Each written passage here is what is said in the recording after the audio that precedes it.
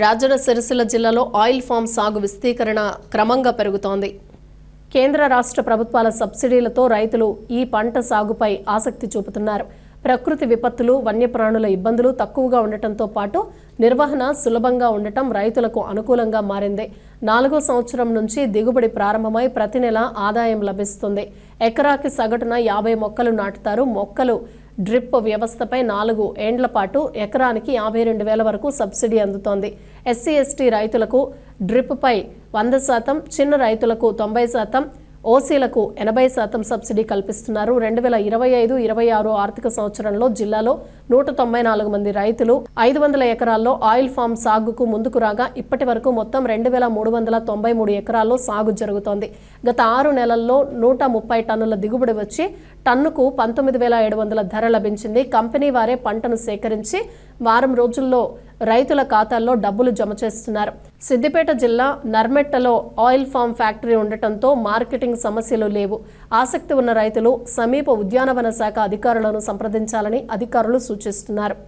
ఎప్పుడు పోయే పంట ఇది, ఏ గాలి వలన ప్రాబ్లమ్స్ ఉండవు, కోతు కొండెంగల ప్రాబ్లం ఉండదు. నాది గుట్టల మధ్య ఉన్నటువంటి భూమి. ఇది ఆలోచించి ఇది పెట్టిన చాలా బాగుంది. నెలకు ఒక ఉద్యోగస్తునికి ఎట్లుంటుందో అట్లా ఒక టన్ను వచ్చినా 20,000 వరకు తప్పకుండా వస్తాయి. మంచి ఆదాయము. ఒక ఉద్యోగంలాగా చేసుకుంటే మంచి భవిష్యత్తు.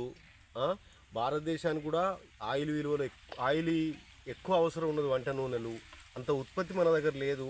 కాబట్టి దీనివైపు ఆలోచించి రైతులు పెట్టుకుంటే చాలా మంచిది. వరి పంటల కంటే 100% మంచిది. దాంట్లో ఉన్న పని ఉంటుంది, రోజు చేయాలి, చేసుకోవాలి.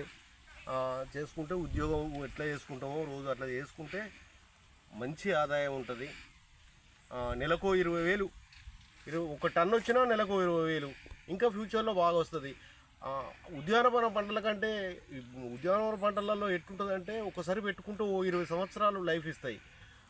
అది ఈ సంవత్సరం ఉంటే ఇంకో సంవత్సరం రాదు కావచ్చు. ఇంకా వరి పంటల వల్ల, పత్తి పంటల వల్ల ఒక సంవత్సరానికి ఒక పంట తప్ప. కానీ ఈ సంవత్సరానికి 12 నెలలు వచ్చేటువంటి పంట, నెల వచ్చే ఆదాయం ఇది. దీనివైపు వస్తే రైతులకు చాలా మంచిదని, బాగుంటుందని. ఎప్పుడు పని ఉంటుంది, ఓ ఉద్యోగంలాగా నెల జీతం వచ్చినట్టు ఉంటుంది. ఓ 25 సంవత్సరాలు 30 సంవత్సరాల లైఫ్ ఉంటుంది.